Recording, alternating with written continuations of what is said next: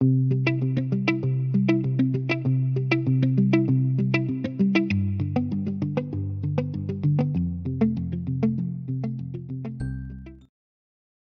Lord.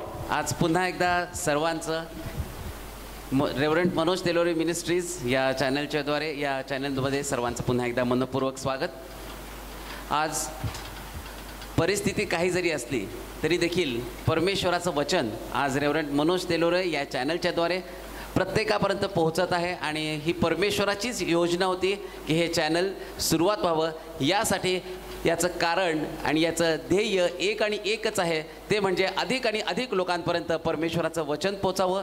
जरी आज आपण आपल्या मंडळीमध्ये जरी जाऊ शकलो नाही तरी पण आज या चॅनलच्याद्वारे परमेश्वराचं वचन त्याच्या सेवकाच्याद्वारे आपल्या प्रत्येकापर्यंत येत आहे. म्हणून रेव्हरंट मनोज तेलोरे मिनिस्ट्रीज या चॅनलला आपण अधिक आणि अधिक लाईक करूयात, त्या चॅनलला आपण सबस्क्राईब करूयात. त्या ठिकाणामध्ये एक बेलचं आयकन आहे, बेलचं चिन्ह आहे, ते बेलचं चिन्ह आपण दाबूयात, जेणेकरून वचनाचे नवनवीन व्हिडिओज ज्यावेळेस तयार होतील ते लगेच तुम्हाला त्या ठिकाणामध्ये बघण्यासाठी उपलब्ध होतील. त्या ठिकाणामध्ये जो नंबर दिलेला आहे तो नंबर व्हॉट्सअप नंबर आहे. त्या नंबरवर तुमच्या प्रार्थना विनंत्या तुम्ही सांगू शकता.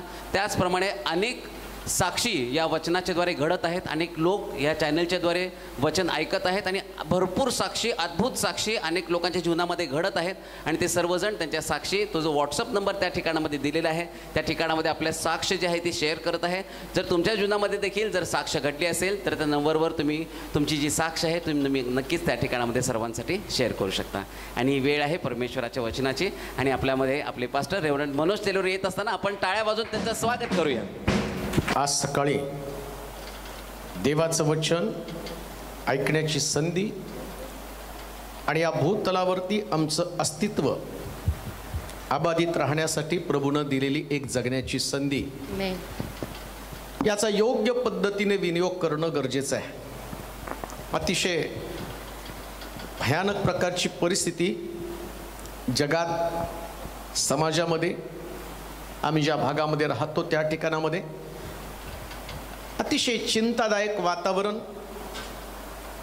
जगण्याची विशेष प्रकारची खटाटोप आणि या सगळ्यामध्ये मनुष्याचं जीवन किती क्षणभंगूर आहे. देवानं जर मनुष्याचा हात सोडला तर त्याच्यावर कशा स्वरूपाची परिस्थिती ओढावते याचं उदाहरण जर काय असेल तर आज जगामधली असणारी परिस्थिती. आणि पुष्कळ वेळा मग असं वाटतं की प्रीती करणारा देव, चांगुलपणानं भरलेला देव, पापासाठी ख्रिस्ताला वधस्तंभी देणारा देव मग एवढा कठोर का बनतो? तर त्याचं उत्तर तुमच्या अवतीभोवतीची परिस्थिती तुम्ही पाहाल त्यास तुम्हाला कळेल. एवढं कठीण शासन देव मनुष्याला करत आहे, परंतु तरी मानवाची देवाविरुद्धची बंडाळी काही केल्या थांबत नाही. अजूनही जर बघितलं, स्व इच्छेनं चालण्याची माणसाची जी वृत्ती आहे आणि त्याच वृत्तीमुळं देव सुद्धा आता त्याचीच इच्छा जगामध्ये पूर्ण करत आहे, करीत राहणार. कारण प्रभू येशू ख्रिस्त स्वतः डोंगरावरती प्रार्थना करताना म्हटलं की तुझ्या इच्छेप्रमाणे हो. जोपर्यंत मनुष्य या प्रकारची प्रार्थना देवाला सादर करत नाही, देवा तुझ्या इच्छेप्रमाणे हो, तोपर्यंत जगाची परिस्थिती बदलणं फार कठीण आहे. आज प्रत्येक जण आपापल्या इच्छेप्रमाणे चालत आहे. स्वतःच्या इच्छेप्रमाणे चालून देवानं सहाय्य करावं या प्रकारची प्रार्थना केल्यानंतर त्याला अर्थ राहणार नाही. म्हणून देवाच्या इच्छेप्रमाणे जीवन जगायला शिका. हात जोडून विनंती आहे, सोशल डिस्टन्सिंग, तोंडावरचं मास्क, सॅनिटायझर या सगळ्या गोष्टी काटेकोरपणे पाळा. कारण आज सकाळी जवळजवळ 18-19 पास्टर पॉझिटिव्ह निघाले. काही हॉस्पिटलमध्ये, काही सिरियस आहेत, काही पास्टर लोक जग सोडून गेलेले आहेत. आणि ही गोष्ट आमच्यासाठी अतिशय कठीण आहे, पचवण्यासाठी सुद्धा कठीण आहे. तरुण पाळक ज्या जग सोडून जातात त्यास मन छिन्न विछिन्न होतं. म्हणून इतकं सहजपणे घेऊ नका.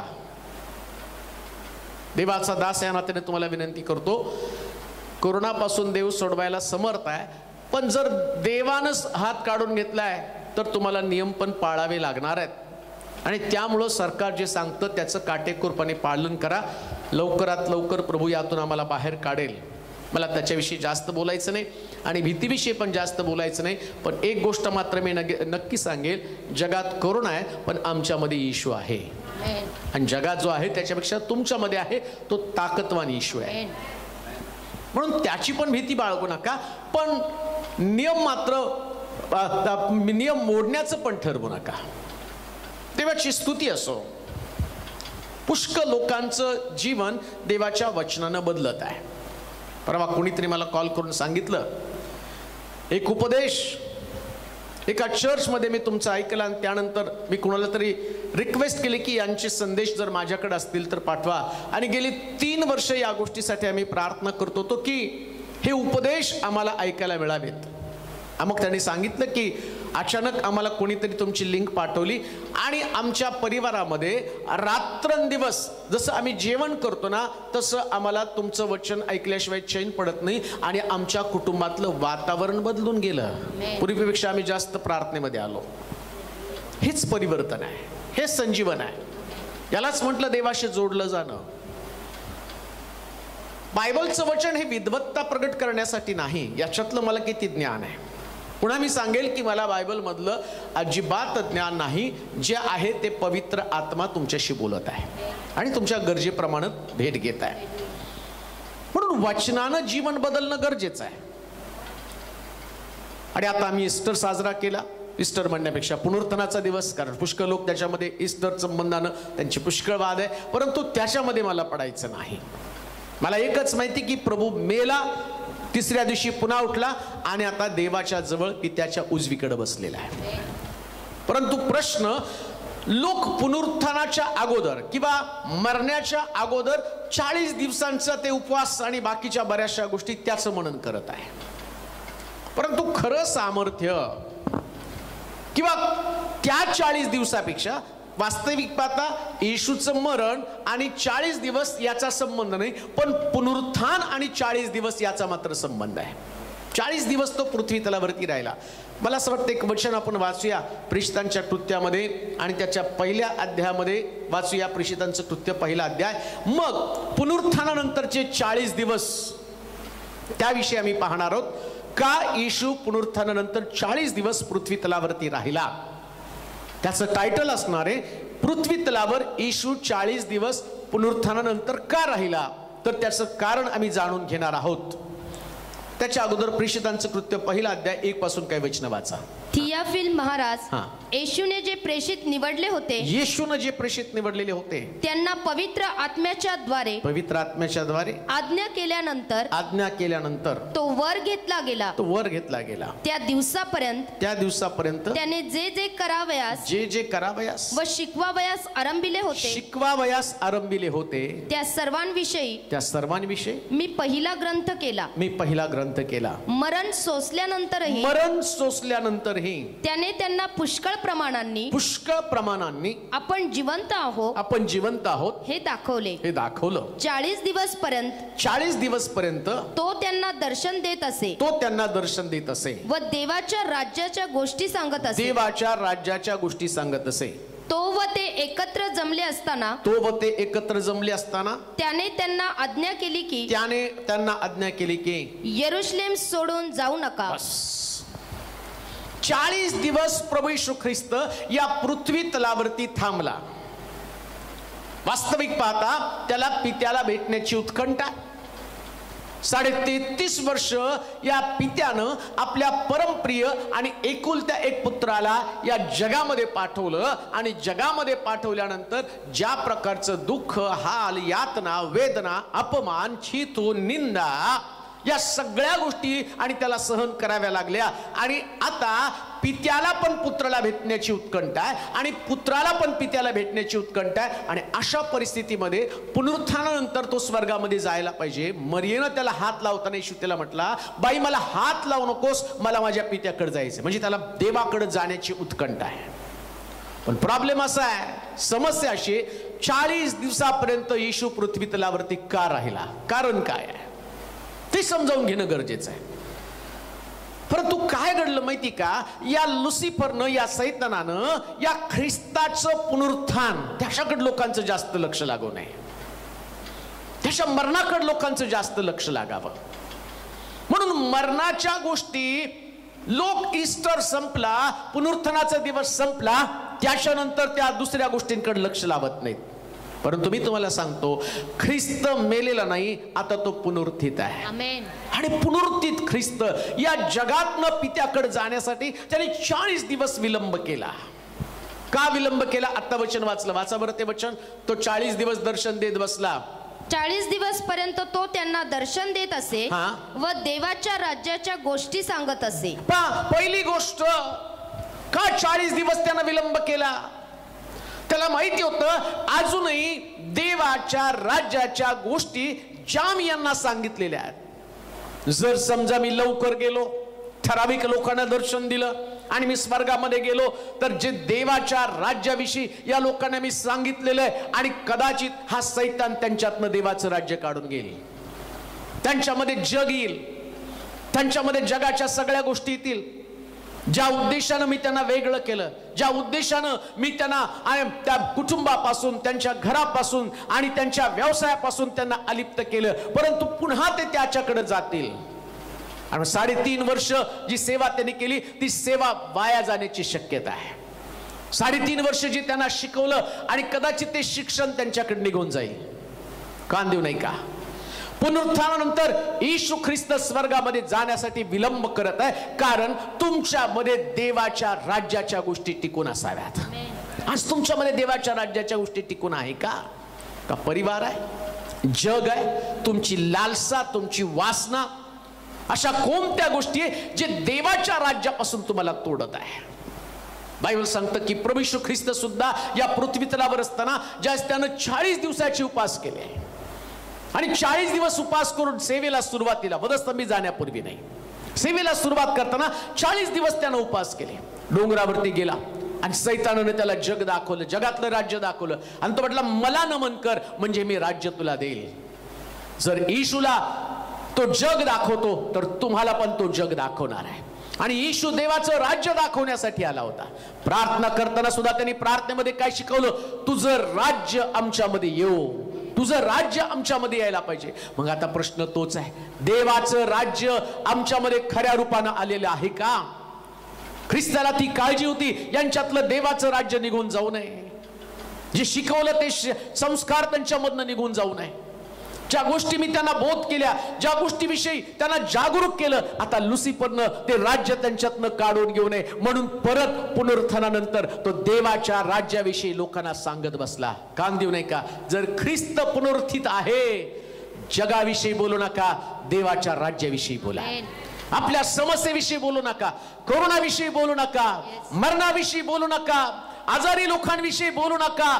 त्यांना सांगा ख्रिस्त कबरेत नाही, तो कबरेच्या बाहेर आलेला आहे, तो कबरेमध्ये नाही, तो मेलेला नाही. त्यांना सांगा जरी ते व्हेंटिलेटर वरती आहे त्याच्यावरती तुमचा विश्वास असता कामा नये, ख्रिस्ताच्या पुनरुत्थानावरती विश्वास असला पाहिजे. कारण ख्रिस्ताचं मरण ही शोकांतिका नाही, तर ख्रिस्ताचं पुनरुत्थान हे एक मोठा विजय आहे. आणि म्हणून लक्षात घ्या, रिकामी कबर ख्रिस्ताच्या विजयाची घोषणा करत आहे. आणि मग जे लोक ख्रिस्तावरती विश्वास ठेवतात, देवाच्या राज्यावरती विश्वास ठेवतात, देवाच्या राज्यावर विश्वास ठेवल्याच्या कारणानं त्यांच्यामध्ये एक नवीन आशा असते. जरी समजा एखादा तुमच्या कुटुंबातल्या व्यक्तीचा मृत्यू जर कोरोनानं झालं म्हणजे देवाचं राज्य संपलं नाही. कोरोना तुमच्या शरीराचा नाश करेल, परंतु देवाचं राज्य तुम्हाला सार्वकालिक जीवनामध्ये घेऊन जाईल. आणि सार्वकालिक जीवनामध्ये प्रवेश करण्यासाठी येशू 40 दिवस या पृथ्वी तलावरती राहिला आणि त्याने देवाच्या राज्याची घोषणा केली म्हटलेलं आहे. तुमचा ख्रिस्त पुनरुत्थित आहे तर देवाच्या राज्याची घोषणा तुम्हाला करणं गरजेचं आहे. पुढे वाचा बरं. मरण सोसल्यानंतरही त्याने त्यांना पुष्कळ प्रमाणांनी आपण जिवंत आहोत हे दाखवले. काय येशू ख्रिस्त स्वर्गामध्ये जाण्यासाठी विलंब करत आहे? 40 दिवस पृथ्वी तलावरती का राहत आहे? बायबल सांगतं त्याला अनेक लोकांना प्रमाणानं पटवून द्यायचं होतं, मी जिवंत आहे, मी जिवंत आहे. आज सुद्धा लोकांना परत वारंवार सांगावं लागतं तो जिवंत आहे का? कारण लोकांचा विश्वासच निघून गेलेला आहे. 12 शिष्यांमध्ये तेच समस्या होती. थोमा म्हणतो जोपर्यंत मी तुझ्या कुशीमध्ये हात घालत नाही आणि तुझ्या हातामध्ये बोट घालत नाही तोपर्यंत मी तुझ्यावर विश्वास ठेवत नाही. आणि मग आम्ही पाहतो प्रभू येशू ख्रिस्तानं काय केलं आणि त्या थोमाला बोलवलं आणि तिथं त्या खोलीमध्ये प्रवेश केला आणि थोमाला म्हटला माझ्या कुशीमध्ये हात घाल, माझ्या हातामध्ये बोट घाल. हातामध्ये बोट घातलं, कुशीमध्ये हात घातल्यावर थोमा काय म्हणतो, माझा प्रभू गुरुजी. आणि तो म्हणतो जे पाहून विश्वास ठेवतात याच्यापेक्षा जे न पाहता विश्वास ठेवतात ते धन्य. ख्रिस्ताला 40 दिवस का राहावं लागलं याच लोकांसाठी. सारखं प्रियानं आज पुष्कळ लोक चिन्ह दाखव, चमत्कार कर आमच्या जीवनामध्ये आणि त्यानंतर मी तुझ्यावरती विश्वास ठेव. जर चिन्ह दाखवत नाही, चमत्कार दाखवत नाही, ते लोक विश्वास ठेवण्यासाठी तयार नाही.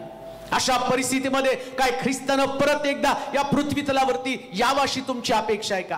कान देऊ नाही का? तो देव आहे, त्याचं देवत्व तुमचा विश्वास ठेवणं आणि न ठेवण्यावरती अवलंबून नाही. त्याला त्याचं देवत्व सिद्ध करायचं, त्यानं करून दाखवलं. तो कबरेत होता, कबरेच्या बाहेर आला आणि त्यानं लोकांना दर्शन देऊन सांगितलं तो ख्रिस्त जिवंत देव, तो ख्रिस्त जिवंत आहे. आणि म्हणून कान देऊ नाही का? येशू ख्रिस्तानं प्रमाण पटवून दिलेलं आहे.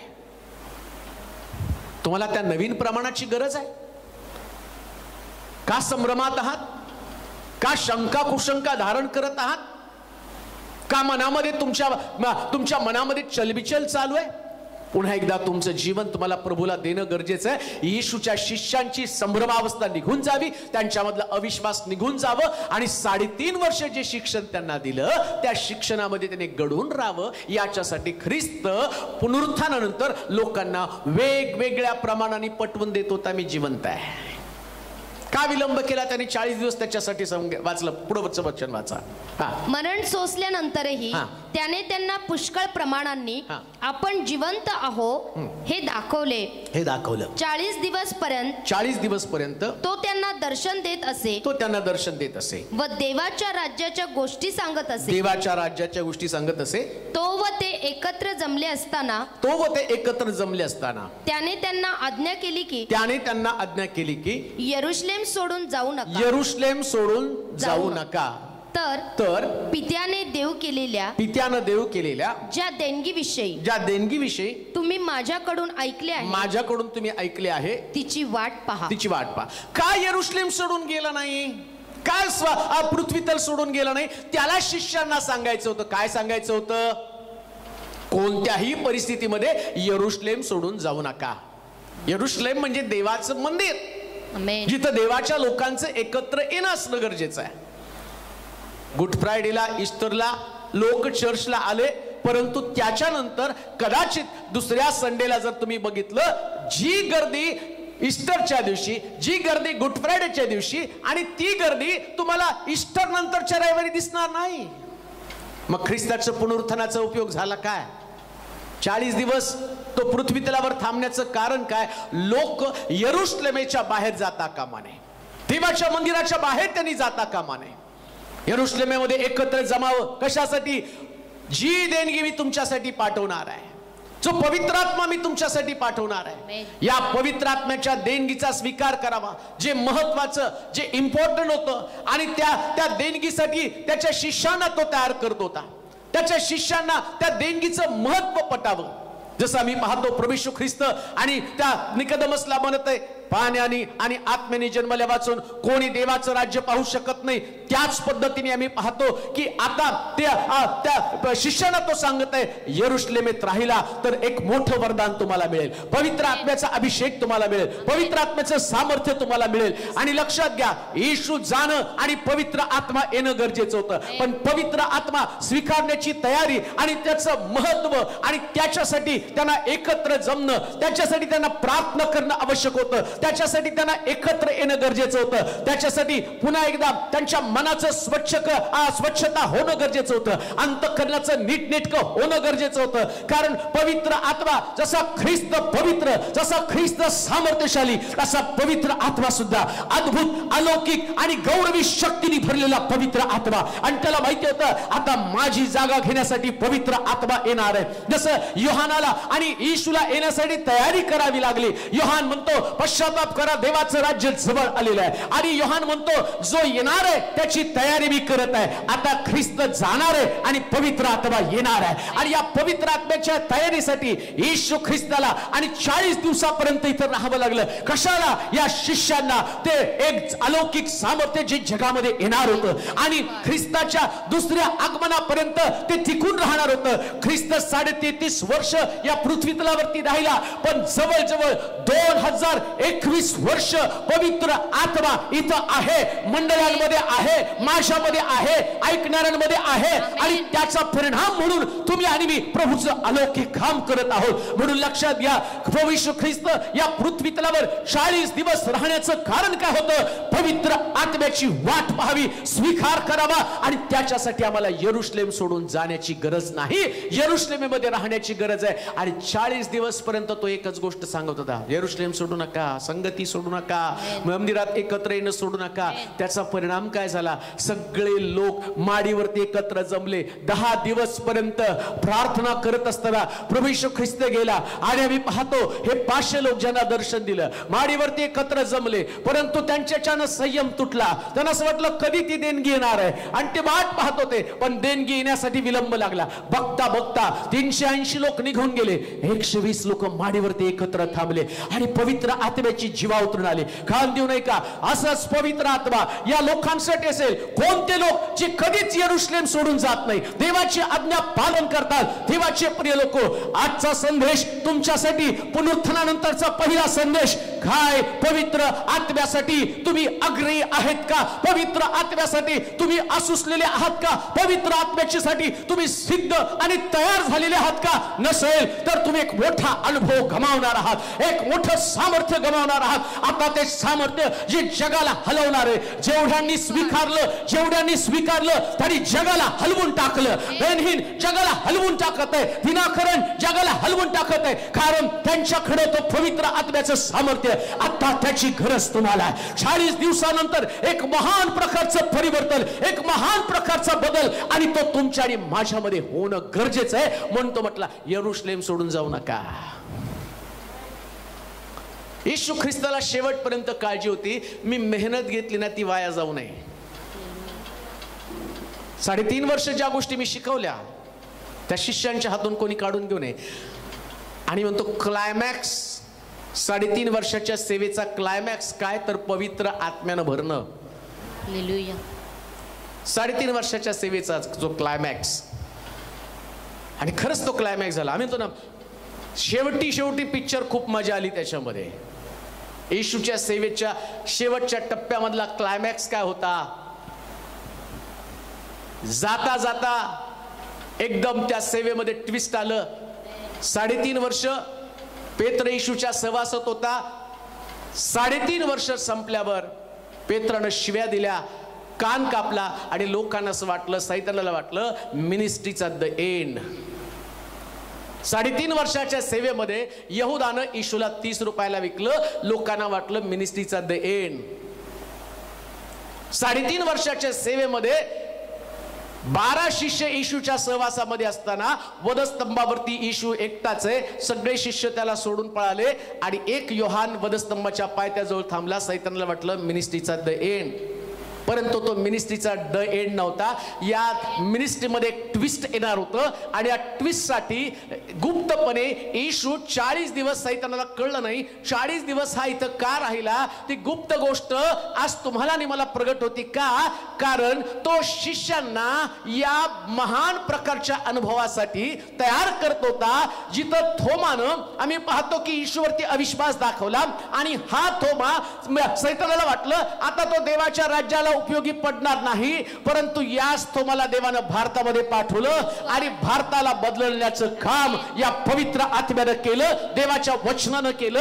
हे मिनिस्ट्री मधलं ट्विस्ट कोणतं आहे? मिनिस्ट्री मधला बदल कोणता आहे? जरी अविश्वासू असाल, जरी तुमच्यामध्ये शंका कुशंका असाल, पण प्रभूनं दिलेलं प्रमाण जर तुम्हाला पटलं तर थोमासारखं देव तुमचा वापर करेल. उठा, आता 40 दिवसानंतर जे गहन रहस्य तुमच्यासाठी वाट पाहत आहे की येशू तुम्हाला प्रमाण पटवून देणार आहे. मी जिवंत आहे, मी जिवंत आहे, आणि येशू ते प्रमाणानं पटवून देतो. सुंदर सिंगांची आई वारली, त्या साधू सुंदर सिंग म्हटले कोण आहे तो देव? लहानपणी बापाचं आईचं छत्र गेलं, माझ्या आईला त्यानं मारलं. आणि म्हणून साधू सुंदर सिंगानं जिथं मिशनरी शाळेमध्ये शिकत होता त्यावेळेस बायबल पायाखाली तोडून त्यानं ते बायबलचं होळी केली, जाळून टाकलं. आणि बायबलचा क्लास असताना हा साधू सुंदर सिंग बाण करायचा आणि त्या पाळकावरती सोडायचा आणि पाळकाची थट्टा करायचा आणि सगळे बायबलच्या शिक्षकांचा तो अपमान करायचा, बायबलवरती थुकायचा. परंतु बघता बघता दुःखी कष्टी झाला आणि आई वारल्यावरती साधू सुंदर सिंगानं ठरवलं की मी पण मरून जाणार आहे. पण बिफोर दॅट, मरणापूर्वी जर येशू जिवंत आहे तर त्याने मला प्रमाण पटवून द्यावं, तो जिवंत याचा त्याने मला पुरावा द्यावा. आणि मग खोलीमध्ये गेले, प्रार्थना केली, म्हटले देवा जीवन तर सोडून मी जाणारच आहे, मी मरणारे, आत्महत्या करणारे. 4:30 वाजता जी ट्रेन जाते त्या ट्रेन खाली मी जाऊन आत्महत्या करणार, सुसाईड करणार, कारण माझ्या जीवनामध्ये आता जगण्यात काय अर्थ नाही. पण शेवटचा प्रयत्न म्हणून मी एवढं केलं तर फक्त तुझ्यावरती विश्वास ठेवण्यापूर्वी, मरण्यापूर्वी मला तू प्रमाण पटवून दे की तू जिवंत आहे. आणि साधू सुंदर सिंग आपल्या खोलीमध्ये आले, बसले. मिनिटं निघून गेले, तास निघून गेले, गाडीचा वेळ जवळ आली, परंतु त्याला येशूनं दर्शन दिलं नाही. आणि साधू सुंदर सिंग आपल्या खोलीची आवरावर करत ट्रेनकडे जाण्याच्या अगोदर बरोबर 4:30ला 10 मिनिटं कमी असताना एक प्रकाश बंद खोलीतनं, खिडकीतनं आला आणि येशू ख्रिस्तानं त्याला दर्शन दिलं. म्हटलं, सुंदर, ज्या ख्रिस्ताचा आतापर्यंत द्वेष केला तो ख्रिस्त तुझ्या समोर उभा आहे. प्रमाण पटवून दिलं आणि साधू सुंदर सिंगानं आज जगाला हलवून सोडलं. या संतानं अनेक लोकांना दाखवून दिलं. इतका त्याचा छळ, अपमान झाला आणि त्याच्या वडिलांनी त्याला विष दिलं. पण एकदा प्रमाण पटल्यावर तो त्याच्या संपत्तीला लाथ मारली आणि तसा जंगलामध्ये त्याला टाकून दिलं. पण तो मेला नाही, कारण त्याला वाचवणारा देव त्यांच्यामध्ये होता, त्याला वाचवणारा देव त्यांच्यामध्ये होता. आणि त्याचं प्रेत ज्या तिबेटमध्ये देवाचं वचन सांगण्यासाठी गेला आणि तिबेटी लोकांना त्याला पकडलं आणि त्याला कोरड्या विहिरीमध्ये टाकून दिलं. आणि तिथे गेल्यावर आतमध्ये असेच प्रेत पडलेली दुर्गंधी आणि त्याच्यामध्ये त्यांना असं वाटलं की सुंदर सिंग मरतील आणि त्यांचा अंत होईल आणि संपेल, प्रसार संपेल, वचन सांगणारं कोणी शेवट राहणार नाही. आणि ते लोक वाट पाहत राहू लागले. परंतु साधू सुंदर सिंग म्हणतात, अचानक त्याचं आणि त्या विहिरीचा दरवाजा उघडला गेला आणि कोणीतरी मला दोरी टाकली आणि मी वर आलो आणि पाहतो तर काय तिथं नव्हता. कारण तो प्रमाण पटवून देतो, तो जिवंत आहे, तो काल आज युगान युग एक समान आहे. तो अल्फा, तो ओमेगा, तो प्रारंभ, तो शेवट, तो होता, जो आहे आणि जो परत येणार आहे. आणि त्याची घोषणा करत असताना तो 40 दिवस राहण्याचं कारण काय? मी जिवंत आहे याचं प्रमाण पटवून द्यावं. बस झालं आता त्याच गोष्टीमध्ये जगणं. जन्माला आला तर स्वर्गाच्या राज्याची घोषणा करण्यासाठी तयार व्हा. तेच तुमचं जीवन आहे. बाकीचे लोक सगळे जगतात. जन्माला आला, शिक्षण घेतलं, नोकरी केली, लग्न झालं, लेकरं झाले, त्यांना शिक्षण दिलं, त्यांचं लग्न केलं, नोकरी लागली, त्यांना लेकर झाले. अहो हे राडगाडग आहे. येशूनं याच्यापेक्षा वेगळं केलं. काय वेगळं केलं त्यानं? या पृथ्वी तलावर असताना चोराला सुद्धा स्वर्ग राज्य दिलं, मासे धरणाऱ्याला आपल्या मागं नेला, जक्कयासारख्या व्यक्तीला त्याची संपत्ती दान करण्यासाठी भाग पाडलं. त्याला कळलं जीवन म्हणजे हे असं आहे. म्हणून आम्ही पाहतो त्यानं या पृथ्वी तलावर 40 वर्ष राहण्याचं कारण काय, तर प्रत्येक व्यक्तीला ते समजावं. अजून एक वचन वाचू, योहानाचं शुभवर्तमान 20वा अध्याय आणि त्याचं 30वा वचन वाचूया. योहानाचं शुभवर्तमान त्याचा 20वा अध्याय 30वा वचन. या पुस्तकात लिहिली नाहीत अशी दुसरीही पुष्कळ चिन्हे येशूने आपल्या शिष्यांदेखत केली. येशू हा देवाचा पुत्र ख्रिस्त आहे असा तुम्ही विश्वास ठेवावा. आणि विश्वास ठेवून तुम्हाला त्याच्या नावानं जीवन प्राप्त व्हावं म्हणून ही लिहिली आहे. म्हणून पुष्कळ चिन्ह. आमेन. काय येशू ख्रिस्तानं या 4 शुभवर्तमानामध्ये लिहिलीत एवढी चिन्ह आहेत का? 21 अध्याय 1 ते 3 वचन वाचा बरं. त्यानंतर तिबिरियाच्या समुद्राजवळ येशू शिष्यांना पुन्हा प्रगट झाला. येशूनं जिवंत असताना त्यानं चिन्ह केलीच. आमेन. पण तो मरून पुनरुत्थान झाल्यावर पण त्याने चिन्ह केली का? कारण तो जिवंत आहे हे प्रमाण पटवून देण्यासाठी. बऱ्याच लोकांची शंका आहे, काय माहिती तो कबरेत होता आणि कुणाला दर्शन दिलं, कोण त्याची खात्री देणार आहे. परंतु बायबल सांगतं येशूनं जे केलं ते अलौकिक आहे, याच्यासारखं दुसरं कोणतंच नाही आहे. हालेलुया. तो जिवंत असताना ज्या गोष्टी त्यानं केल्या, पुनरुत्थानानंतर सुद्धा त्याने त्या गोष्टी केल्या. 40 दिवस राहण्याचं कारण काय? त्याला पुन्हा एकदा शिष्यांना दाखवून द्यायचं. शिष्यांच्या मनामध्ये गोंधळ झाला असता, येशू मेला आता सगळं संपलं, जाऊ शकलं असतं तिथूनच. कबरेत मरियला भेटल्यानंतर शिष्यांना दर्शन दिल्यावर तिथून गायब झाला असता, तो जमलं असतं त्याला. पण त्याला माहिती शिष्य मानवी स्वभावानं भरलेले शिष्य आहेत आणि मग त्याला माहिती होतं यांना काही केलं तरी माघारी जाऊ द्यायचं नाही. नीट आहे का? इरेला पेटलेला येशू आहे, काही जरी झालं त्याला माहिती आहे एक गमावला पण 11 मात्र मी गमवू देणार नाही. एक गमावला मी, त्याला सैतानानं त्याचं कंट्रोल केलं, नियंत्रण केलं आणि त्यानं त्याला मला विकण्यासाठी भाग पाडलं.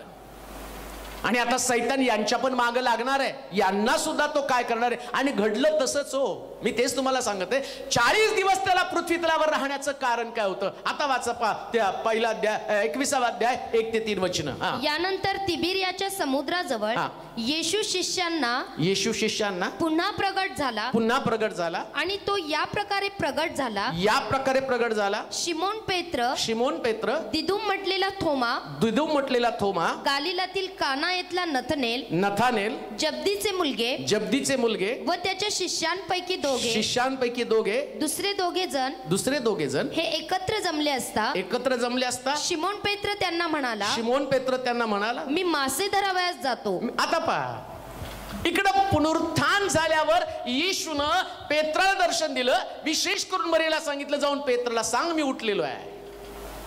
आता दर्शन दिल्यावर येशूनं त्यांना पाहिल्यावर त्याचं काम संपलं, त्यांनी जायला पाहिजे होतं. पण त्याला माहिती आहे हा पेत्र आहेत, हे 11 राहिलेले शिष्य आहेत, नाही सगळे तसलेच आहेत. काय घडलं इकडे? येशू पुनरुत्थान झाला, आता तो त्यांच्यामध्ये राहत नाही. तर त्यांच्यामध्ये पहिल्यासारखं नाही. पहिल्यासारखं काय त्या पेत्राला आपली उर देत नव्हता की ठेवून नीज. आता पेत्राला काही तर त्या ठिकाणामध्ये आपल्या जवळ घेऊन बसत नव्हता. तो वेगवेगळ्या पृथ्वी तलावरती अजून काम करत होता, चमत्कार करत होता, आपलं चिन्ह दाखवून स्वतःचं प्रमाण पटवत होता. इकडं काय झालं? 10 शिष्यांना घेऊन पेत्र एकत्र बसला आणि पहिलंच त्यानं काम काय केलं? पेत्र म्हटला आता चला. काय वाचा बरोबर वचन? शिमोन पेत्र त्यांना म्हणाला, मी मासे धरावयास जातो. ते त्याला म्हणाले, आम्हीही तुझ्या बरोबर येतो. काय येशूनं विलंब केला जायला स्वर्गामध्ये? तुम्हाला सुरुवातीला सांगितलं की त्याला तर बापाला भेटण्याची उत्कंठा आहे.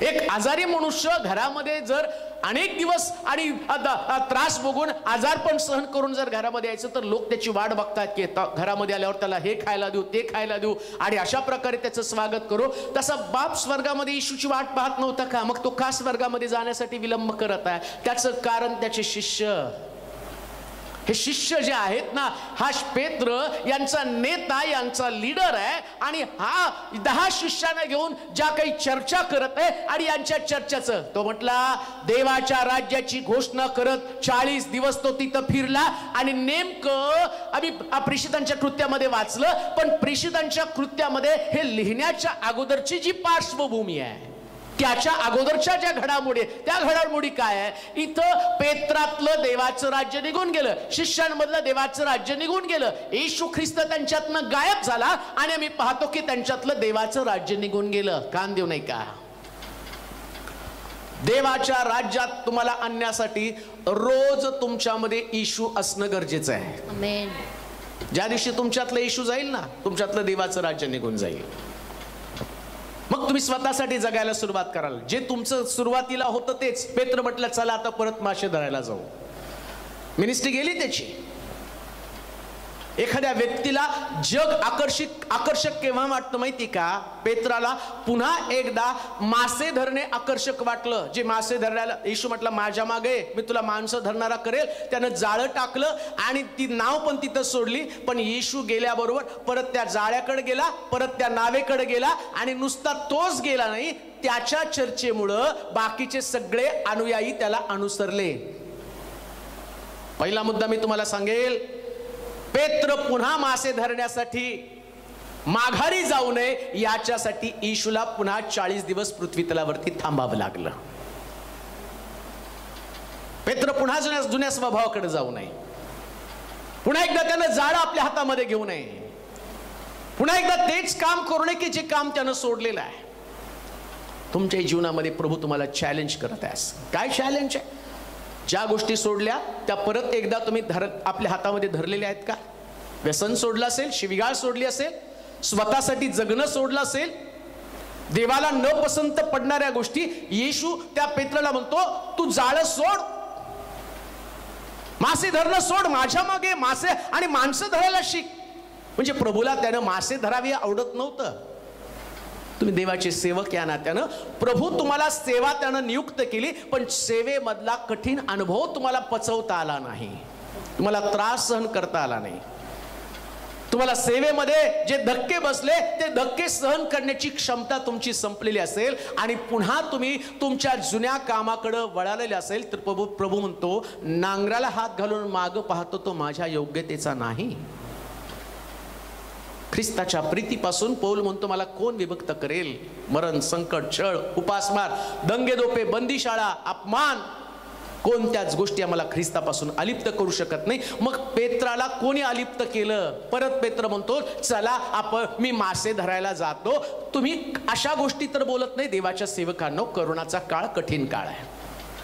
चर्च बंद आहे, तुमच्या कुटुंबाची वाताहत होण्याची शक्यता आहे, तुम्हाला पुष्कळ प्रकारचा त्रास भोगला जाणं त्याची शक्यता आहे. परंतु कान देऊ नये का? येशू ख्रिस्त 40 दिवस या पृथ्वी तलावर राहण्याचं कारण सेवकामधली सेवा संपू नये, तर ती सेवा परत एकदा जोमानं उभी राहावी.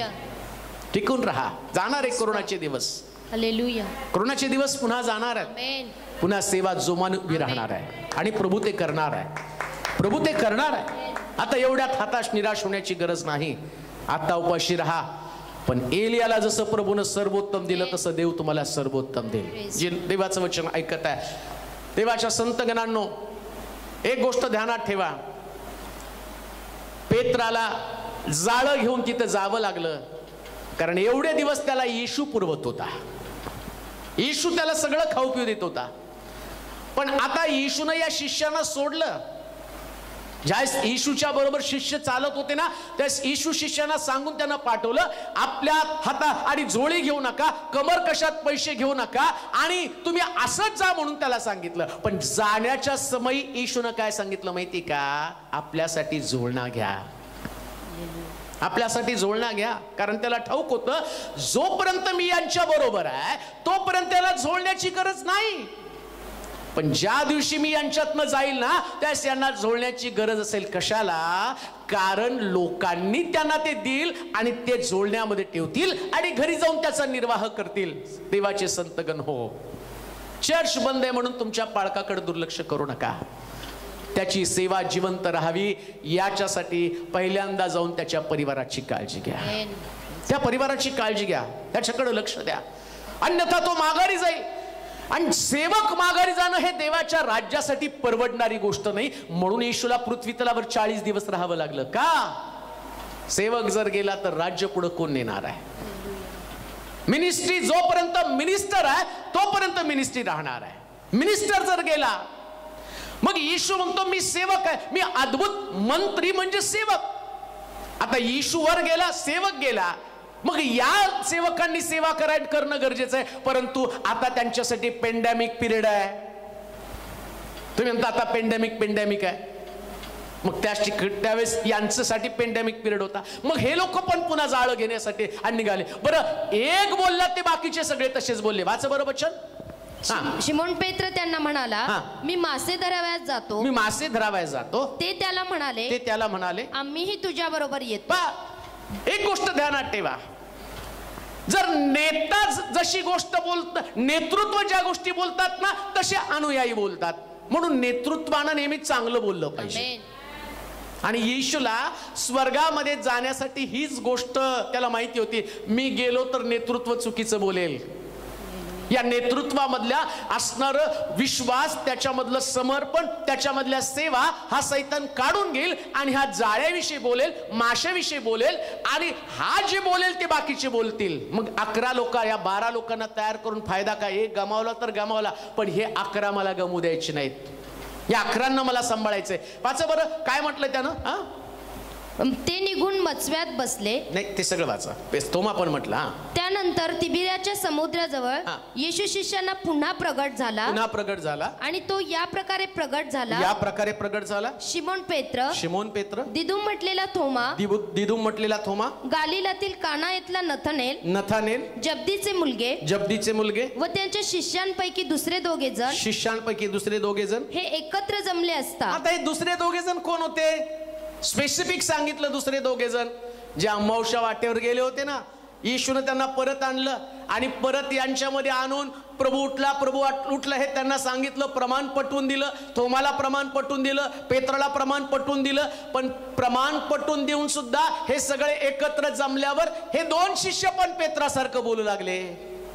येशूला काळजी होती, मी आणले खरं यांना माघारी अम्माऊस मधनं, पण पेत्र बोलेल तसेच हे बोलतील. आणि ते जर तसे बोलायला लागले, पेत्र जी कृती करणार ते बाकीचे शिष्य तशीच कृती करणार आहेत. मग येशूला काळजी होती आणि येशूनं काय केलं? आपलं स्वर्गात जाणं लांबवलं.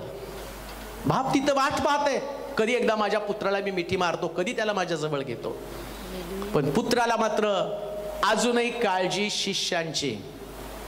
देवाचे शिष्य ज्या मिनिस्ट्री करण्याच्या ऐवजी चौकडी घेऊन बसतात ना, निंदाखोर लोक, व्यवसायाचं. आणि लक्षात घ्या, पेत्र व्यवसायाचं बोलत आहे. तो त्याचा व्यवसाय आहे. मासेमारी हा त्याचा व्यवसाय आहे. सेवकानं कधी व्यवसायाविषयी बोलू नये, त्यानं फक्त देवाच्या राज्याविषयीच बोललं पाहिजे. त्यानं बिझनेस विषयी नाही बोललं पाहिजे. माफ करा मला, ही वास्तविकता आहे. त्यानं कधी बिझनेस विषयी बोलू नये. आमचा सगळ्यात मोठा व्यवसाय कोणता? तर देवाचं राज्य वाढवणं. याच्याशिवाय दुसरा व्यवसाय नाहीच आहे आम्हाला. तुम्ही इन्व्हेस्टर आहात, तुम्ही बिझनेसमॅन आहात, तुम्ही नेमकं कोण आहात? तुम्हाला देवाच्या राज्याचंच बोललं पाहिजे आणि तुम्हाला देवाच्या राज्याचंच काम केलं पाहिजे. पुन्हा तुम्हाला जुन्या कामाकडे जाता कामा नये. येशूचं स्वर्गारोहण का लांबलं? कारण सेवक लोक व्यवसाय करू लागलेले आहेत. सेवक लोक बिझनेस विषयी बोलू लागलेले आहेत. देवानं तुम्हाला पैसा यासाठी दिला की तुम्ही देवाचं राज्य वाढवावं, तुम्ही व्यापार करावा यासाठी नाही. You are not businessman, you are servant of God. तुम्ही देवाचे सेवक आहात. पेत्र बिझनेस विषयी बोलू लागला आणि त्याच्यामुळं राहिलेले 10 शिष्य पण ते म्हटले, आम्ही पण तुझ्या बरोबर व्यवसाय करायला येतो. लक्षात घ्या, एका सेवकानं जर व्यवसाय केला तर बाकीचे पाळक पण व्यावसायिकच बनणार आहेत, सेवक बनणार आहेत. पेत्राला ते कळालं. म्हणून तर पेत्राला येशूनं विचारलं होतं, पेत्रा माझ्यावर प्रीती करतोस काय? तो म्हटला, होय प्रभू. 3दा विचारलं त्याला, पेत्रा माझ्यावर प्रीती करतोस का? का विचारलं? त्याचं कारण हे आहे, याच्या मनामध्ये अजून पण जाळं होतं, याच्या मनामध्ये अजून पण मासेमारी होती. आज देव आम्हाला तोच प्रश्न करत आहे, सेवक म्हणून तू माझ्याकडे आला, पण तुझ्या शिक्षणावरती, तुझ्या नोकरीवरती, तुझ्या डिग्रीवरती, तुझ्या बुद्धिमत्तेवरती तू प्रेम करतो का खरं प्रेम देवावरती करतो? आणि लक्षात घ्या, जर येशू ख्रिस्त त्या दिवशी तो स्वर्गारोहण झाला असतं त्याचं, आणि जर तो थांबला असता, 3ऱ्या दिवशी जर गेला असताना, तर कदाचित येशूचं स्वर्गारोहण झाल्यानंतर किंवा 3ऱ्या दिवशीच गेला असता, तर पेत्रामध्ये ते डेअरिंग आलं नसतं की जो पेत्र पवित्र आत्म्यानं भरल्यावरती, त्याचं महत्व त्याला कळल्यावरती, जो पेत्र हजारो लोकांसमोर उभा राहून म्हणतो की ज्या ख्रिस्ताला तुम्ही वधस्तंभावरती धरून दिलं, मारलं, त्या ख्रिस्ताचं पुनरुत्थान मी पाहिलं, तो मेला होता, तो आता जिवंत आहे आणि तो स्वर्गामध्ये. आणि या पेत्राच्या उपदेशानं लोकांची अंतःकरण चिरून गेले. या लोकांच्या अंतःकरणामध्ये अस्वस्थता निर्माण झाली. झालेल्या गोष्टीचा त्यांना पश्चाताप झाला आणि ते परिषदांकडे आले आणि त्यांनी विचारलं, बंधुजनो, आम्ही काय करावं? बायबल सांगतं, ऐकून त्यांच्या अंतःकरणाला चुटपुट लागली. येशू ख्रिस्त 40 दिवस पृथ्वी तलावरती राहण्याचं कारण काय? या ठिकाणामध्ये पेत्रामध्ये ती अग्नी पेटवावी, ज्या अग्नीला आणि प्रभूची अपेक्षा होती की हा अग्नी जर पेटला तर मी जाईल. जो पेत्र एक चूक करतो 3 लोकांसमोर मला नाकारतो, पण अग्नी जर पेटली तर 3000 लोक पेटतील. एक पेत्र जो 3 लोकांसमोर मला शिव्या देतो, परंतु त्याला ठाऊक आहे माझं पृथ्वी तलावरती राहणं आवश्यक आहे. का? कारण याच्यामधला व्यवसाय जाईल आणि याच्यामध्ये पवित्र आत्मा येईल, याच्यामध्ये देवाचं सामर्थ्य येईल. आणि देवाचं सामर्थ्य जर एकदा आलं तर हा पेत्र राहणार नाही, तो कोळी राहणार नाही, तो मासे धरणारा राहणार नाही, तो व्यावसायिक बनणार नाही. आता त्याचा व्यवसाय खरा असेल. आजपर्यंत या पेत्राने सगळ्यात मोठा व्यवसाय कोणता केला? बायबल सांगतो येशूने त्याला दाखवून दिलं. आम्ही याच अध्यायामध्ये असं लिहिलं, त्याला जाळे टाकले, 153 मासे त्या जाळ्यामध्ये सापडले. परंतु परत या पेत्राचं जाळं येशूने काढून घेतलं आणि या पेत्राला त्याला सांगितलं आता माझं जाळं देतो. 153 मासे इथं आणि पेत्राच्या पहिल्या उपदेशामध्ये 3000 मासे त्या जाळ्यामध्ये. लक्षात घ्या, हे खरं परिवर्तन. आणि 40 दिवसामध्ये जे परिवर्तन होणार आहे, हेच परिवर्तन अनुभवण्यासाठी येशू 40 दिवस या पृथ्वी तलावरती राहिला. लक्षात ठेवा, जर येशू पुनरुत्थानानंतरचा येशू तुमच्यामध्ये राहिला तर तुमचं सुद्धा व्यक्तित्व बदलणार आहे. तुम्ही पूर्वीसारखे राहणार नाही. तुमच्या जाळ्यातले 153 मासे का तुमच्या उपदेशातले 3000 लोक, आता फरक तुम्हाला जाणवेल. कदाचित त्याच व्यवसाय करताना तुमच्याकडे जे असेल ते लिमिटेड असेल, पण सेवा करताना अनलिमिटेड आशीर्वाद, बुद्धी सामर्थ्याच्या पलीकडचे आशीर्वाद हे पटवून देण्यासाठी येशू ख्रिस्त 40 दिवस तो पृथ्वी तलावरती राहिला. किती अद्भुत आहे. ज्याला बायबल मधलं गुपित कळालं आणि ज्याला देवाचं सामर्थ्य कळालं ना, तो जगासारख्या फालतू गोष्टीकडे कधीच आकर्षित होत नाही. बायबल सांगतं जग हे केर कचरा आहे. पौल म्हणतो ख्रिस्त हा लाभ मिळण्यासाठी मी जगाला केर आणि कचरा समजत आहे. आणि काही लोक ते भंगार जमा करणारे तर रस्त्याने जाणारे कचरा जमा करणारे, हा सगळा कचरा जमा करत बसताय. परंतु आम्हाला मात्र लाखात एक मौलवान येशू सापडलेला आहे, तो नाही आम्हाला गमवायचा. आणि मग हे मौलवान त्याचं असणारं जीवन प्रगट होण्यासाठी पेत्राला आणि शिष्यांना पटवून देण्यासाठी येशू 40 दिवस या पृथ्वी तलावर राहिला. काय झालं पुढे वाचा त्याच्यामध्ये. तेव्हा ते निघून मचव्यात बसले. मचव्यात बसले. पण त्या रात्री त्यांनी काहीही धरले नाही. आता काय झालं माहिती का, या येशूला माहिती होतं एक पेत्र ज्या मचव्यात बसेल बाकीचे सगळे शिष्य त्याच मचव्यात बसणार आहेत. आमचं विधिक तसंच असतं. समजा मी लोकांचं नेतृत्व करत आहे, हजारो लोक मला ऐकत आहे, हजारो लोक युट्यूबच्या माध्यमातून बघत आहे, फेसबुकच्या माध्यमातून बघत आहे, टीव्हीच्या माध्यमातून बघत आहे, लाईव्ह बघत आहे, कुणी चर्चमध्ये येऊन ऐकत आहे. माझं नेतृत्व चुकलं, ज्या नावेत मी बसेल त्याच नावेत बाकीचे लोक पण बसणार आहेत. मी व्यभिचाराच्या नावेत बसलो, बाकीचे लोक पण व्यभिचार करणारे. कारण ते येशूला नाही बघणार, कोणाला बघणारे?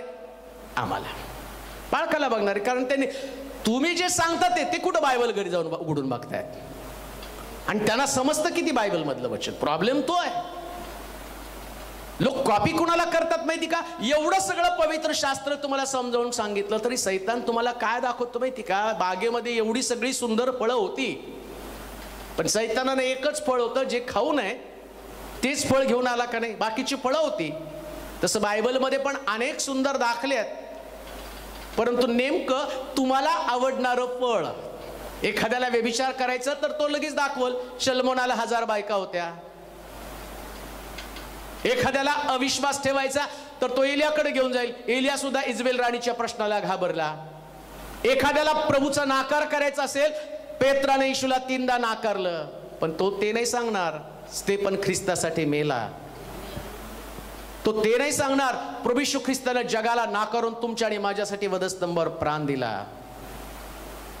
तो ते नाही सांगणार. पौल म्हणतो मी 3 वेळा छड्यांचा मार खाला आणि 5 वेळा 39 माराचे फटके खाले, माझं तारूत फुटलं, एवढं सगळं सहन केलं. ते नाही सांगणार की जसं योहान पात्म बेटावरती आणि त्याचं शरीर सोलून त्या मिठाच्या घरामध्ये त्याला तिथं टाकलं होतं, त्यानं दुःख भोगलं. हे तुम्हाला नाही सांगणार, तुम्हाला चुका दाखवणार आहे. म्हणून इथं तेच घडलं, येशूला जाण्याचं लांबणीवर टाकावं लागलं. 40 दिवस तो का थांबला? कारण ज्या नावेत पेत्र बसला त्याच नावेत बाकीचे लोक बसले. सेवक या नात्यानं, विश्वासणारे या नात्यानं तुम्ही येशूच्या नावेत आहे त्या नावेत बसा. आमेन. पेत्राच्या नावेमध्ये बसू नका. पेत्र चुकणार आहे. चुकणाऱ्या लोकांना अनुसरायचं नाही, जो निर्दोष निष्कलंक, ज्याच्यामध्ये कोणताच दोष सापडला नाही, फक्त त्या येशूलाच अनुसरायचंय. मग त्याच्यासाठी येशूला थांबावं लागलं. त्याला माहिती हे डायव्हर्ट होतील, हे वळतील आणि यांना मला परत ताळ्यावरती आणायचं, यांना परत मिनिस्ट्रीमध्ये आणायचं, यांना सेवेमध्ये आणायचं. मग येशू तिथं जाण्याचं त्याच्या मनावरती आणि दडपण आलं. तो गेला नाही. पेत्र ज्या नावेमध्ये बसला त्याच मचव्यामध्ये सगळे बसले. 4थ्या वचनामध्ये पहा बरं. मग पहाट होत असता येशू समुद्र किनाऱ्यावर उभा होता. येशू समुद्र किनाऱ्यावर उभा होता. तथापि तो येशू आहे, तथापि तो येशू आहे असे शिष्यांनी ओळखले नव्हते.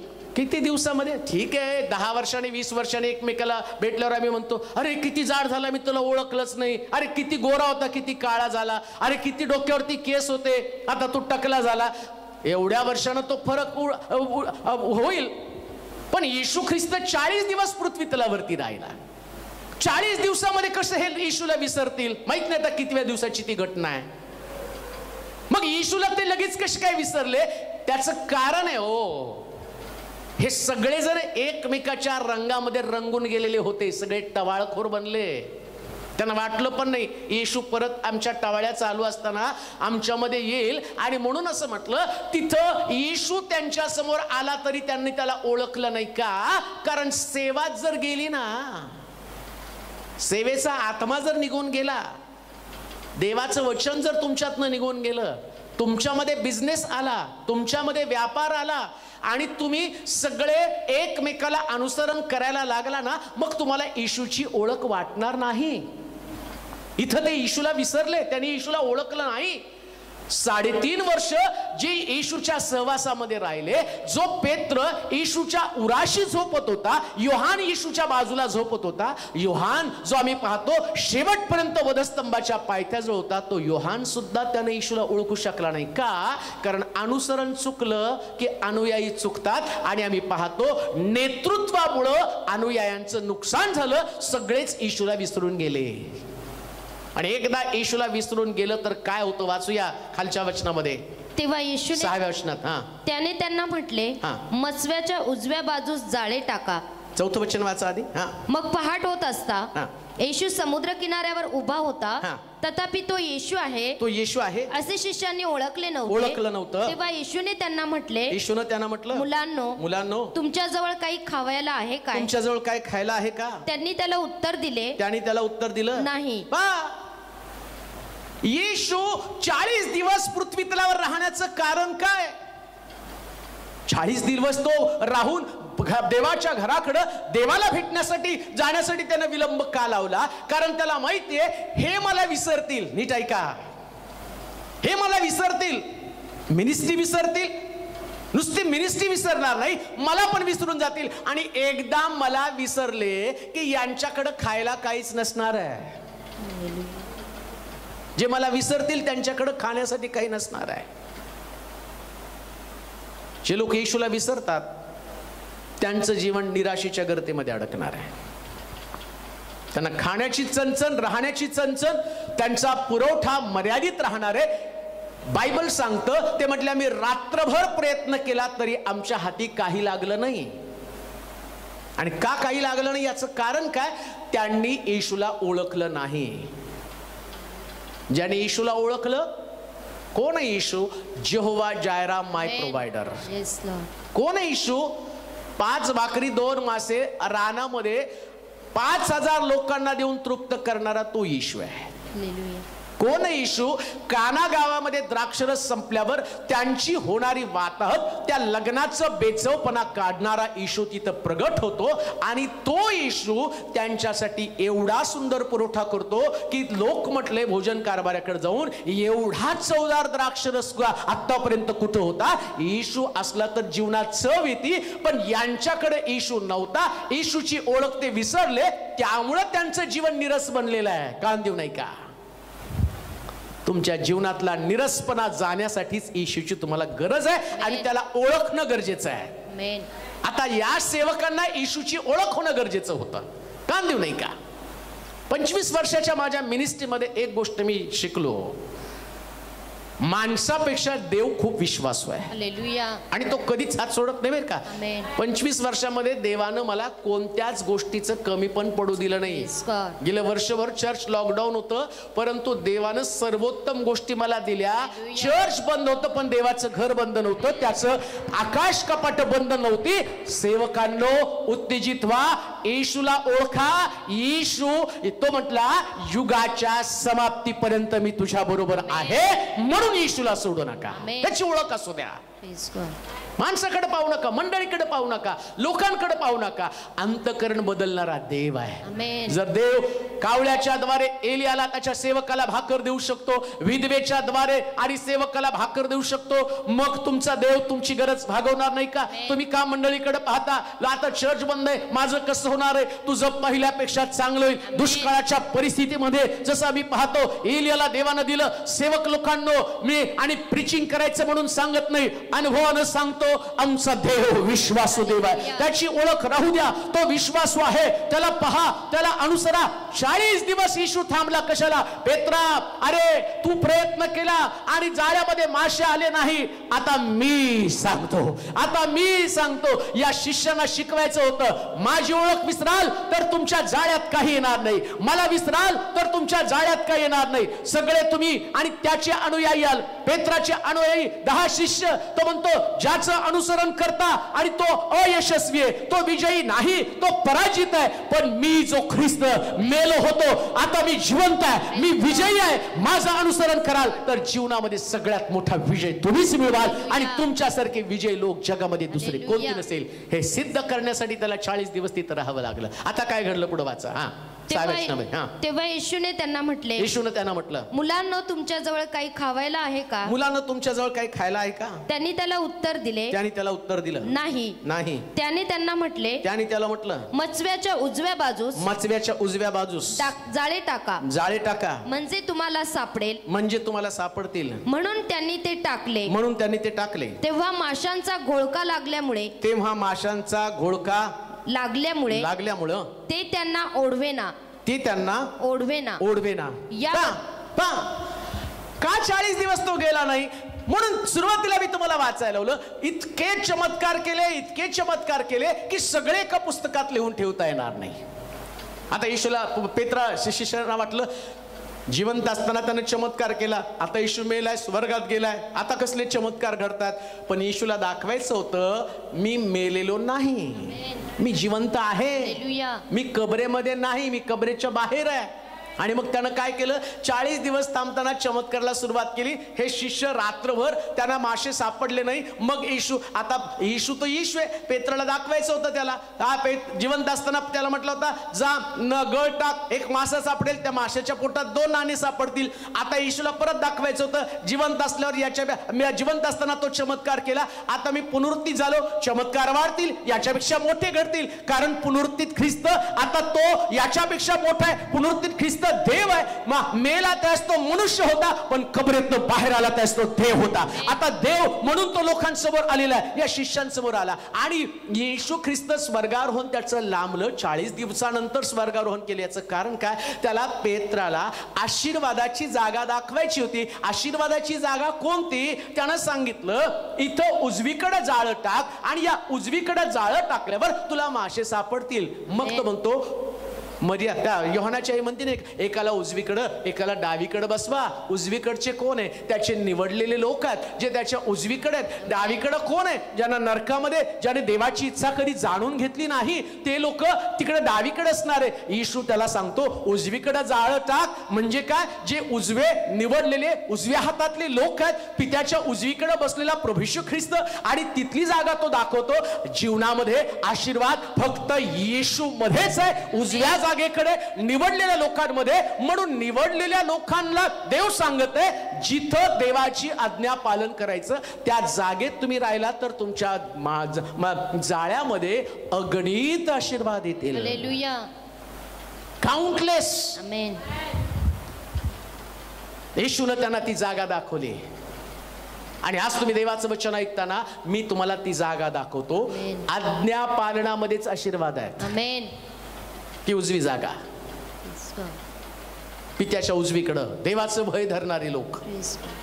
या माझ्या निवडलेल्या लोकांना एका बाजूला, शेरड आणि मेंढर वेगळी करेल. जी मेंढर आहे ते एका बाजूला, देवाचं ऐकणारे, माझी मेंढर माझी वाणी ऐकतात ते उजवीकडे आहेत.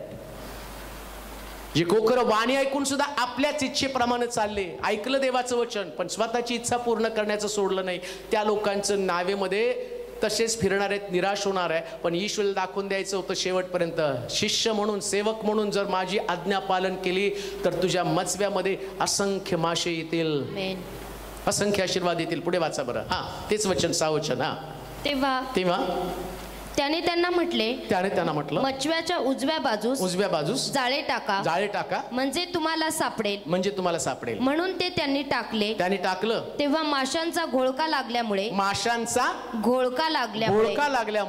ते त्यांना ओढवेना. येशू या पृथ्वी तलावर त्याचं 40 दिवसापर्यंत वास्तव्य कशासाठी? पुनरुत्थित ख्रिस्त स्वर्गामध्ये जाण्यासाठी विलंब कशासाठी करतो? त्याच्या विश्वासणाऱ्या लोकांना, त्याच्या आज्ञेचं पालन करणाऱ्या लोकांना घोळक्यानं आशीर्वाद यावेत. हे पुनरुत्थानाचं सामर्थ्य आहे. पुनरुत्थानाचं सामर्थ्य कोणतं? कान देऊ नये का? जो आज देवाचं वचन ऐकत आहे, जो मला युट्यूब, फेसबुक, गुगल मीटच्या माध्यमातून ऐकत आहे, मी पुनरुत्थित ख्रिस्ताची घोषणा करत असताना देवाच्या सेवकांनो, संतगणांनो, विश्वासणाऱ्यांनो एक आव्हान आणि एक वार्ता तुमच्यासाठी काय? जर पित्याच्या इच्छेप्रमाणे, येशूच्या आणि येशूच्या शब्दाप्रमाणे अनुसरण कराल तर घोळक्यातले आशीर्वाद तुमच्याकडे येतील. इतके आशीर्वाद, त्या आशीर्वादाचा घोळका, त्या आशीर्वादाचं घोंगावणं, आशीर्वादाचं वादळ आणि आशीर्वादाचं जीवन तुमचं असणार आहे. हेच पुनरुत्थित ख्रिस्ताचं सामर्थ्य आहे. हेच पुनरुत्थित ख्रिस्ताचं सामर्थ्य आहे. आणि पुनरुत्थित ख्रिस्ताचं सामर्थ्य अनुभवा. आमेन. जगा. हालेलुया. निराशा निघून गेली, रात्रभर प्रयत्न केला पण हाती काही लागलं नाही. पण पुनरुत्थित ख्रिस्ताचं दर्शन घडल्याबरोबर त्यांची सिच्युएशन चेंज झाली. आमेन. आजपर्यंत तुम्ही निराश झालेला असाल, पण पुनरुत्थित ख्रिस्ताला भेटायला जा, त्याला ओळखा. त्याला ओळखल्यावर तुमचं वास्तव बदलून जाईल आणि देव त्याचं वास्तव तुम्हाला देईल. जवळजवळ त्याच्यामध्ये एवढे मासे आले की त्यांच्या चाने ते ओढवे ना. हे दाखवण्यासाठी मला ओळखाल तर तुम्ही असंख्य मासे धरायला शिकाल. असंख्य मासे तुमच्याकडे. 7 वचन वाचा. यावरून ज्या शिष्यावर काय येशू 40 दिवस पृथ्वी तलावरती राहिला? यावरून ज्या शिष्यावर येशूची प्रीती होती तो पेत्राला म्हणाला, प्रभू आहे. हे ऐकून शिमोन पेत्राने अंगरखा घालून तो कमरेशी गुंडाळून घेतला. कारण तो उघडा होता आणि त्याने समुद्रात उडी टाकली. काय येशू विलंब केला? त्याला माहिती होतं माझ्या बरोबर होतं तर अंग झाकून चालत होते, माझ्या बरोबर होते ना तर त्यांच्याकडे जगे त्यांच्या बरोबर त्यांच्या अंगामध्ये होते. आणि त्याला माहिती मी गेलो की जगे गेले. असं लिहिलं. येशू ज्यावेळेस तिथं त्यांच्याकडे आला ना, एकदम सडन काहीतरी घटना घडावी तसं घडलं. येशू नसल्यामुळं पेत्र आता बिथरला. तिथे लिहिलं पेत्र उघडा होता, म्हणजे येशू नसल्यामुळं आता तो उघडा पडलेला आहे. एदेन बागेत जसा आदाम देवाची आज्ञामुळं मोडल्यामुळं तो म्हणतो प्रभू मी नग्न आहे. आता येशूला माहितीये तिथं आदामाची जशी नग्नता तशी पेत्राची पण नग्नता असणार आहे. आणि या पेत्राच्या नग्नतेला मला योग्य पद्धतीनं त्याला झाकायचं आणि परत सेवेमध्ये मला त्याला घेऊन जायचं आहे. हा झगा त्यानं काढला असं लिहिलंय. अंगरखा काढून ठेवला होता त्यानं. येशूला पाहिल्यावर कमरेला गुंडाळला, नग्न बनला प्रियांनो तो. आणि ख्रिस्ताला कोणाला सुद्धा नग्न ठेवायचं नव्हतं. झगा म्हणजे तुमचं पाचारण, तुमची सेवा. याजकानं आपला झगा फाडला म्हणून लिहिलाय, त्याची सेवा संपली. येशूचा पण झगा त्या ठिकाणात वधस्तंभावर असताना येशूचा पण झगा काढला का? कारण येशूला आता याजकाचा झगा मिळणार होता. दासाचा, गुलामाचा झगा तिथं काढला आणि लोकांनी आपापसात वाटून घेतला. याजकानं आपला झगा पाडला आणि येशूला याजकाचा झगा मिळाला, तसं पेत्रानं पण आपला झगा काढला आणि झगा काढला. नग्न होता, तो डोक्याला गुंडाळलेला होता, तो काढला आणि आता कमरेला गुंडाळला. झगा कमरेला गुंडाळायचा नसतो, सेवा कशी तरी करायची नसती. कमरेपासून सेवा नाही तर डोक्यापासून तर पायापर्यंत सेवा करायची. सेवा हे तुमच्या कमरेचं आणि माध्यम नाही. आणि कमरेला गुंडाळण्याचा अर्थ काय होतो माहिती का? पोट भरणं. सेवा पोट भरणं नाही, सेवा उपाशी राहून देवाचं राज्य गाजवणे. म्हणून पौल म्हणतो मी अनेक दिवस जागरणामध्ये उपासा तापासामध्ये काढली. त्यानं कमरेला गुंडाळा का? आणि प्रभूला ते माहिती होतं, मला पेत्र जो आहे तो पोट भरणारा पेत्र नको आहे. हालेलुया. मग प्रभूने त्याला विचारलं, येशूने त्याला विचारलं, पेत्रा माझ्यावर प्रीती करतोस काय? तिसऱ्यांदा म्हटलं, होय प्रभू तुलाच ठाऊक ना. त्यास प्रभू त्याला काय म्हणतो माहिती का? पेत्रा तू म्हातारा होशील ना, तू तरुण असशील त्यास तुला सगळीकडे तू जाशील, म्हातारा होशील त्यास तुला चालवणार नाही, त्यास दुसराच व्यक्ती येऊन तुझी इच्छा नसताना तुला दुसरीकडे घेऊन जाईल. का? कारण त्याला ठाऊक होतं याचा झगा मी आता त्याला घातलेला आहे. बायबल सांगतं पेत्राचा झगा उतरला, पण येशूला पेत्राचा उतरलेला झगा परत त्याच्या अंगामध्ये घालून त्याला सेवेमध्ये आणायचं होतं. देवाचे सेवक गणो, जे तुम्ही देवाचं वचन ऐकत आहात, कदाचित थकल्यानं पापामध्ये पडल्यानं येशू तुमच्यामध्ये नसल्याच्या अनुभवामुळे तुम्ही तुमचा झगा काढला असेल, परंतु 40 दिवस प्रभू येशू ख्रिस्त पृथ्वी तलावरती राहिला. सेवकांचा झगा परत त्यांच्या अंगामध्ये यावा. आजचा उपदेश ऐकून जर माघारी गेलेला सेवक पुन्हा परत आणि देवाच्या राज्यासाठी उभा राहील तर ख्रिस्ताचं या पृथ्वी तलावरचे 40 दिवस सार्थकी लागतील. आणि एक गोष्ट मी तुम्हाला सांगतो, जरी तुमचा झगा काही कारणास्तव गेलेला असेल, काढलेला असाल, तुम्ही नग्न झालेले असाल, परंतु निराश होऊ नका. येशूनं त्या पेत्राला पुन्हा त्याच्या झग्याची जागा आणि घ्यायला सांगितली आणि पेत्र पुन्हा जबरदस्त मिनिस्ट्री करू शकला. कान देऊ नये का? आता तुमची मिनिस्ट्री संपली असं समजू नका. तुमच्या मिनिस्ट्रीला एक नवीन आग देण्यासाठी 2021 वर्षापूर्वी हा प्रभू येशू ख्रिस्त पृथ्वी तलावरती होता, यासाठी की त्याच्या सेवकांमध्ये एक नवीन आग, एक नवीन सामर्थ्य, एक नवीन तेज यावं आणि त्यानं गौरवी सेवा करावी, गौरवी मिनिस्ट्री करावी. आणि म्हणून त्या मिनिस्ट्रीसाठी प्रभू तुम्हाला बोलवत असताना ती आग आपल्या अंतःकरणामध्ये पेटू द्या, ते सामर्थ्य आपल्या आणि मध्ये पेटू द्या. आता काय घडलं माहिती का? ज्या शिष्यावर येशूची प्रीती होती तोच बिथरला. बाकीच्या सगळ्यांच्या अंगावर कपडे होते आणि आम्ही म्हणतो कधी कधी, अहो एवढा सेवेत राहून एवढा कसा माघारी जातो? पेत्रामुळं. एवढा येशूच्या जवळ, एवढा येशूपासून माग. एकानं शिवी दिली नाही पण पेत्राने शिवी दिली. पहा, चांगले सेवकांच्या बाबतीत असं घडतं बरं का. याचा अर्थ मी सगळ्या सेवकांनी, शिव्या देणारे सगळे सेवक पेत्रासारखी सेवा करतील असं सांगण्याचा माझा सिद्धांत नाही, पण कधी कधी असं घडतं. पण येशूनं त्याला सोडलं नाही, तर म्हटलं राहू लागले 40 दिवस. बापाला सांगितलं थोडं थांब, हा पेत्र जरा चंचल आहे, हा पेत्र कधी झगा काढेल सांगता येत नाही. आणि येशू त्या नावेत गेला बरं का, ज्या नावेमध्ये पेत्रानं झगा काढला. आणि येशूला ओळखल्याबरोबर, लक्षात घ्या, जे सेवक लोक आपला झगा काढून नग्न फिरत आहे, धार्मिकता त्यांनी सोडून दिलेली आहे. झगा म्हणजे धार्मिकता आहे. का धार्मिकता सोडली? कारण त्यांना येशूची ओळख नाही म्हणून त्यांनी धार्मिकता सोडलेली आहे. ज्याला येशूची ओळख पटती ना, ते कमीत कमी झगा कुठंतरी लावतात, आपली नग्नता झाकतात. आता काय घडलं मला वाटतं त्याच्या 7व्या वचनामध्ये, यावरून ज्या शिष्यावर येशूची प्रीती होती तो पेत्राला म्हणाला, प्रभू आहे, प्रभू आहे, प्रभू आहे, प्रभू आहे. हे ऐकून शिमोन पेत्रानं अंगरखा घालून तो कमरेशी गुंडाळून घेतला आणि कारण तो उघडा होता आणि त्याने समुद्रात उडी टाकली. आता झगा कमरेला बांधला. पेत्राला एकदा येशूची ओळख पटली, तो येशू आहे, मी तुझ्यावर मरायला तयार आहे. सगळं त्याला आठवलं, सगळ्या कमिटमेंट आठवल्या. मी तुला सोडणार नाही, मी तुझ्या बरोबर अमकं करेल, मी तुझ्या बरोबर तमकं करेल. आणि येशू तो येशू आहे, जो बोलला ना आता करण्यासाठी मी तुझ्या समोर. हे सगळं पेत्राला आठवलं आणि पेत्रानं नग्नता झाकण्यासाठी पाण्यामध्ये उडी मारली. अनेक लोक ह्याच चुका करतात. नग्नता झाकण्यासाठी जगा अंगात घालण्याच्या ऐवजी दुसरीकडे कुठंतरी उडी मारतात. पाण्यात उडी मारली, समुद्रात त्यानं उडी मारली. तसं पुष्कलो आदामानं पण उडी मारली. मी नाही फळ खाल्लं, तू दिलेल्या स्त्रीनी मला फळ खायला घातलं. मी नाही पाप करत, मी का चुकलो, अमक्या अमक्या गोष्टीमुळे चुकलो. अहो चुकलं ते स्वीकारा, जगा घाला, परत सेवेसाठी उभं राहा. चुकीच्या ठिकाणात उडी मारून तुमची नग्नता थोडी झाकणार आहे. मी पाप करत नव्हतो, पापाचा प्रसंग माझ्याकडे आला, पापाचा मोह माझ्याकडे आला. अहो पाप म्हणजे मोहच आहे. सैतान तुम्हाला मोह घालणार, तुम्ही त्या मोहामध्ये अडकणार. पेत्रामध्ये पण तो मोह आला आणि त्याने चुकीच्या जागी उडी मारली. नग्नता झाकण्यासाठी प्रयत्न त्यानं केला. कान देऊ नये का? चुकीच्या जागी उडी मारू नका. योग्य उडी कुठे आहे? पश्चाताप करणं आणि प्रभूला क्षमा मागणं ही योग्य उडी आहे.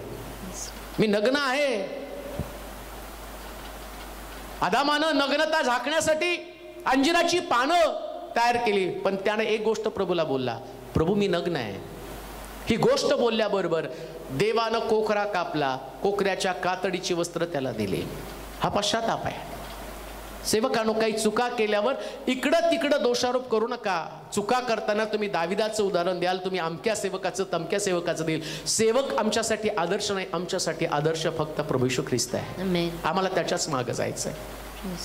मी किती चांगलं वचन सांगितलं ना, माझ्याकडं कोणतं चांगुल पण नाही. मी जगातला सगळ्यात टाकाऊ अशा स्वरूपाचा व्यक्ती का? कारण मला माहिती आहे ज्याच्या समोर मी उभं राहतो तो परिपूर्ण आहे, तो सर्वसंपन्न आहे आणि त्याच्यासारखा दुसरा तोडीचा कोणीच असू शकत नाही. म्हणून मला त्याच्याकडे पाहावं लागणार आहे. मी लोकांकडे पाहिलो तर मी अर्धवट होईल, मी ख्रिस्ताकडे पाहिलं तर मी पूर्णते जाण्यासाठी आणि योग्य ठरणारा व्यक्ती बनेल. म्हणून आम्ही पाहतो पेत्रानं त्या ठिकाणामध्ये उडी मारली. आता त्याच्या पुढचं वचन वाचा आणि मग आपण अंत करणार होतो. वाचा त्या ठिकाणी.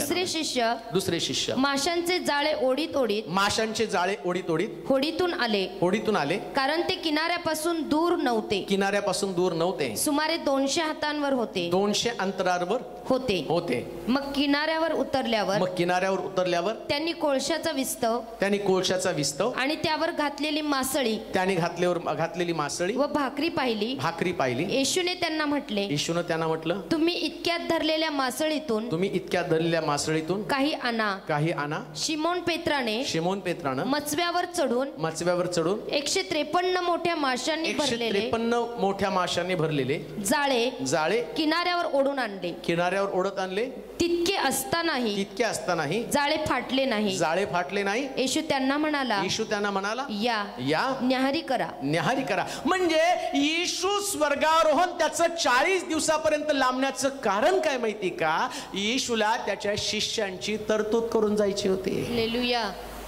त्यांना उपाशी ठेवायचं नव्हतं. नावेत असताना दर्शन दिल्यावर त्याला पहिला प्रश्न, तुमच्याकडे खाण्यासाठी काय आहे का? ते म्हटले, नाही प्रभू. परंतु ज्यावेळेस यानं पाण्यात उडी मारली, नग्नता झाकली. ऐका, क्रम फार सुंदर आहे. ख्रिस्ताची ओळख पटल्याबरोबर पेत्राला ते दिवस आठवले जसं तो येशू बरोबर चालताना होता.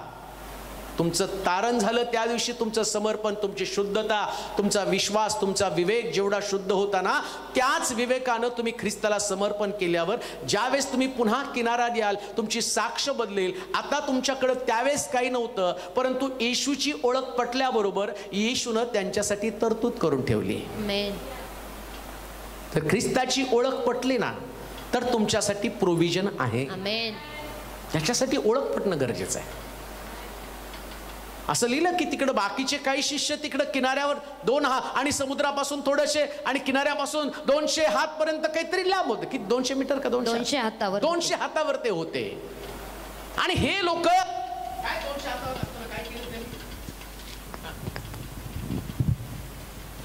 वाचा बरं काय लिहिले ते त्या ठिकाणात. मग किनाऱ्यावर उतरल्यावर दुसरे शिष्य माशांचे जाळे ओढीतून आले, किनाऱ्यापासून दूर नव्हते. 200 हातावर होते. किनाऱ्यावर उतरल्यावर कोळशाचा विस्तव, त्यावर घातलेली मासळी व भाकरी पाहिली. येशूनं त्यांना म्हटलं, इतक्यात धरलेल्या मासळीतून काही आणा. शिमोन पेत्रानं मचव्यावर चढून 153 मोठ्या माशांनी भरलेले जाळे किनाऱ्यावर ओढून आणले. तितके असतानाही जाळे फाटले नाही. पुनरुत्थित ख्रिस्त त्यांना समजावा की याच्या अगोदर तुम्ही जाळ ओढत असताना तुमच्या जाळ्यातल्या माशाच्या ओझ्यानं ते फाटेल, पण पुनरुत्थित ख्रिस्ताची ओळख पटल्यावर तुमचं जाळ कधीच फाटणार नाही. तुमचे आशीर्वाद पुनरुत्थित ख्रिस्त जर समजला तर तुमचे आशीर्वाद फाटून निसटून कधीच जाणार नाही. हे शिष्यानं शिकवायचं होतं आणि त्यांना दाखवायचं होतं प्रभूला तुमची किती काळजी आहे. देवाच्या संतगणानो, करोनाची भीती बाळगू नका, लॉकडाऊनची भीती बाळगू नका, निराश हताश होऊ नका. येशू ख्रिस्त 40 दिवस यासाठीच पृथ्वी तलावरती थांबला. प्रत्येकामध्ये पॅन्डेमिक कंडिशन मध्ये, परिस्थितीमध्ये, भीतीच्या काळामध्ये प्रभू तुमच्या बरोबर आहे हे दाखवण्यासाठी त्याला 40 दिवसापर्यंत तिथे राहावं लागलं. जगाचा विचार करू नका, पुनरुत्थित ख्रिस्ताचा विचार करा. शिष्यांना त्याने दाखवून दिलं, मी जिवंत आहे, मी अल्फा, मी ओमेगा, मी प्रारंभ, मी शेवट आहे. मीच तो ख्रिस्त आहे ज्याने मरणावरती विजय मिळवला. तो देव त्याच कारणाने या पृथ्वी तलावरती 40 दिवसापर्यंत थांबला. त्याचं महत्त्व समजून आता निराशवादी व्यक्तीने आशावादी बनावं, पापामध्ये असणाऱ्या व्यक्तीने पापापासून फिरावं. सेवकानं जगा जर काढून टाकला असेल, जगा परिधान करावा, धार्मिकतेने संपन्न व्हावं. का पेत्राचा बदल, पेत्राला पुन्हा एकदा मोठ्या सेवेसाठी त्यानं उभं केलं, तसं प्रभू देखील तुमच्याकडनं उत्तम आणि मोठी सेवा करून घेणार आहे. याच विश्वासानं आपलं जीवन प्रभूच्या हाती द्या. आपण प्रार्थना करू.